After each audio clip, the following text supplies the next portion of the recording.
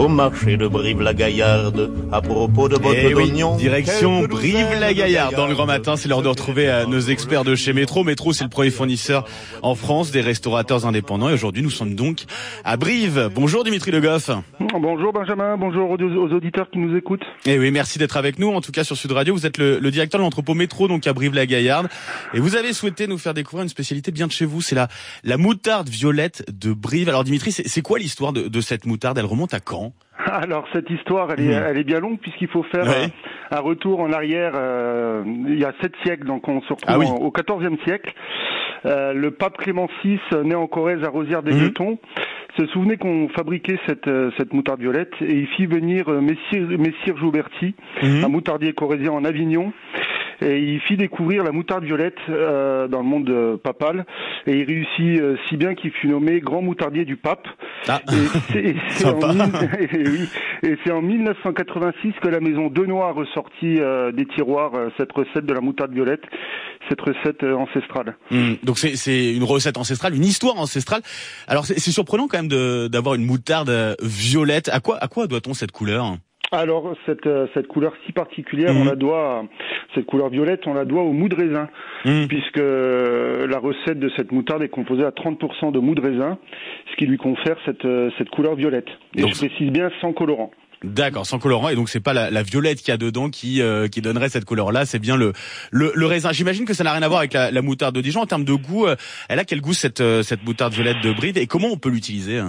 Alors son goût, il est assez subtil, il est très doux.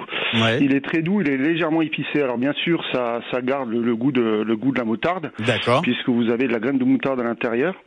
Mais son goût, ce mou de raisin amène ce petit côté épicé.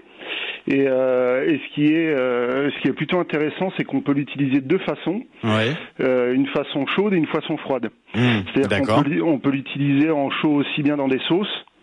Ou en froid, en condiments, ou pour agrémenter des vinaigrettes, des mayonnaises, ou même pour mariner des viandes. Donc il y a plein d'utilisations possibles avec cette moutarde. Vous l'avez dit, c'est une entreprise, la maison Denois, qui produit cette moutarde violette depuis 1986, qui l'a remis en avant. C'est une entreprise qui elle-même fait partie du patrimoine briviste, hein, Dimitri.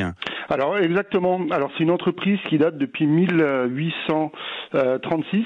Ah oui, une longue histoire aussi. Exactement. Alors c'est la maison Denois, c'est pas que la moutarde violette, c'est également un maître liquoriste.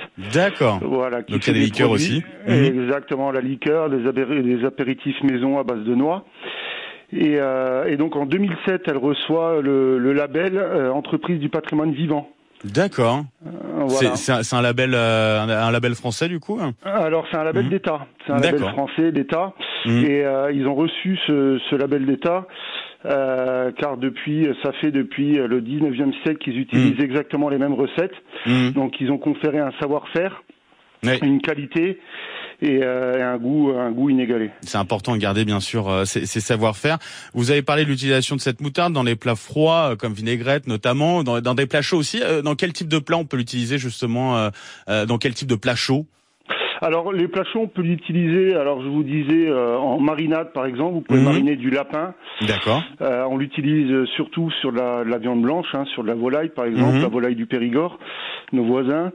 On peut l'utiliser aussi en condiment. En ce moment, on est en pleine saison du pot-au-feu. Oui. On peut l'utiliser en condiment pour agrémenter le plat. Et on peut l'utiliser aussi, ce qui est assez intéressant, on peut l'utiliser aussi pour paner les viandes. D'accord. Voilà, dans le panage, vous remplacez l'œuf par la moutarde violette. Par la moutarde, ouais. Exactement, et vous faites un beau panache violet de vos viandes. Ben voilà, c'est à déguster sans modération. Exactement. Ben oui. Merci Dimitri Le Goff pour cette belle découverte, la moutarde violette donc de Brive produite par la maison Denois. Bonne journée à vous Dimitri. Merci Benjamin. À bientôt. Bonne journée à tous.